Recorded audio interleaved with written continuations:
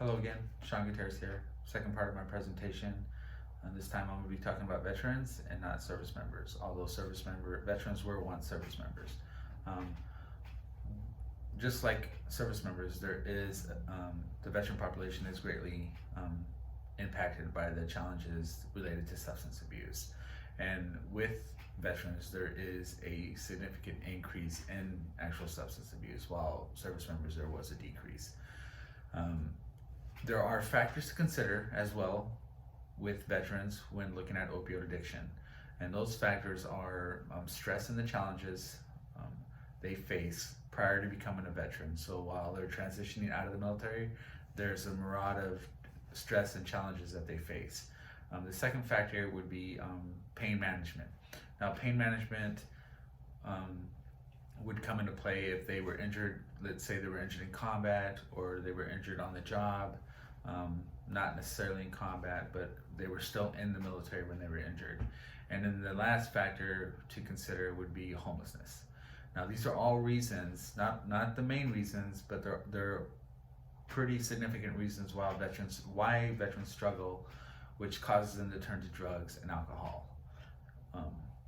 So let's look at the first factor. So the first factor is stress and challenges. Now, this factor has weighed heavily on my mind since I have been out of the military. In fact, I have written numerous papers that have addressed the inadequate training and support service members receive while transitioning out of the military. And just so you guys have a better understanding of what I'm talking about, imagine, if you can, put yourself in the shoes of a soldier, being in combat, being shot at, shooting back, seeing horrific and brutal things. Not war. I'm not talking about movies. I'm talking about real life crap. Now, imagine being in that situation, and then 3-4 days later, you're back home.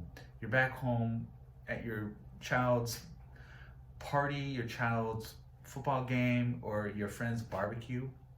It's a harsh reality. It's a harsh reality among a lot of veterans. When I think about this, mind fuck, that's what comes to mind, right? I'm sorry for my language, but that's exactly how it feels. And now I constantly hear veterans asking the VA, and I know that because I'm a veteran myself, but I hear a lot of my friends as well asking why the VA does not take notice. Why are they not helping with the struggle of reintegrating back into civilian life? Like they train soldiers. They train you to be a fighting machine, but they don't train you to be a civilian. And a lot of times these soldiers join the military 18 or 19, and we all know that they're not, according to Erickson's developmental stages, they're not fully developed yet. But they're being trained to be soldiers, constantly, repeatedly being trained to be soldiers, but there's no training to get out. And so it's very hard to adjust back into normal life after seeing things like that, after going through all this stuff that they've gone through. Even veterans that didn't even deploy to combat still carry guilt, still carry stress. They even have survivor's guilt, and I see it every day with some of my clients. If you combine those stresses with other negative cognition stuff that they are dealing with and how they view themselves, that's a lot of stress and challenges for any person to have on, and the chances of opioid addiction becomes a greater risk. And why? I mean, obviously, what does opioids offer people, right? It offers a reduction in the intensity of those pain signals that are reaching the brain and affect those brain areas that control emotions. And those emotions, especially with veterans, is pain, right? It's guilt, it's fear, it's anger, it's shame, and that's just a few. So opioids diminish those effects. It diminishes the effects of those stresses and challenges that they face. All right, so that's just the first factor to consider. The second factor is pain management, obviously, right? Now, if we look at opioids as a prescribed drug, then it can be used to manage pain safely and effectively, and that's great, right? Nobody wants to feel pain. We want to get through the pain and get back to normal again. However, if it's not being regulated, then even a single large dose can cause depression, and at worst, even death.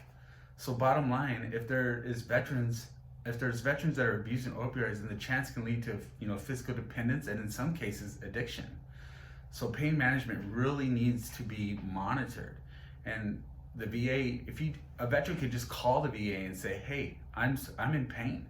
And they'll just say, oh, well, where are you having pain at? What's the pain? Okay, stand by. We'll send you some medication, and then they'll get narcotics in the mail. I mean, come on, that's easy to do. Anyway, that's a whole nother topic. So the last factor to consider is homelessness. Right now, the VA estimates around 11% of homeless adults in the U.S. that are veterans. Right. So out of all the homeless people that are in America, 11% of them are veterans.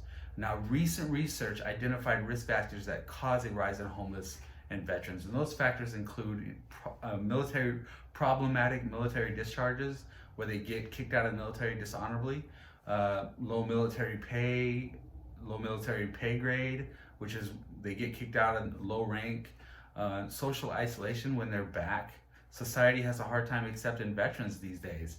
It wasn't like how it was back during World War II. Now it's harder for them to socialize because there's a big barrier between communication. And so what do veterans do if they're struggling? They just go off and be by themselves. So a lot of veterans will, they'll say things like, I just want to be off the grid. They don't want to be anywhere near people, and they just want to isolate themselves.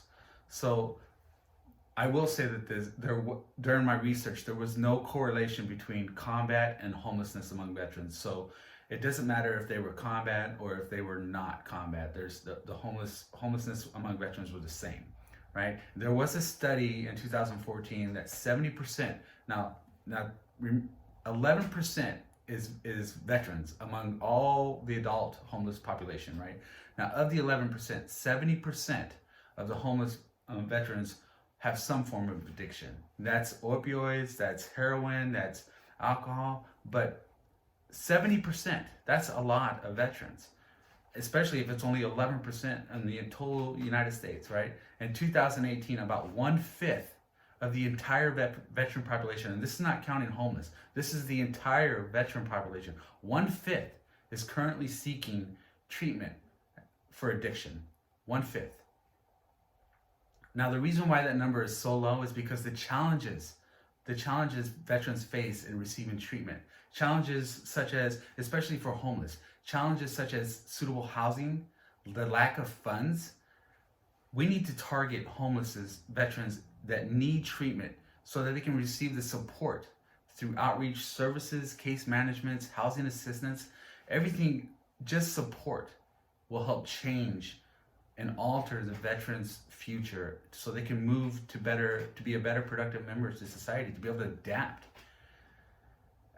If you don't notice, this hits home to me because I'm a veteran myself, and I feel very lucky to have the things that I have, to be able to do the things that I'm doing, and I'm trying really hard to help other veterans, but to see them struggle, it hits home. Anyway, this concludes my part of my presentation, and thank you guys for listening.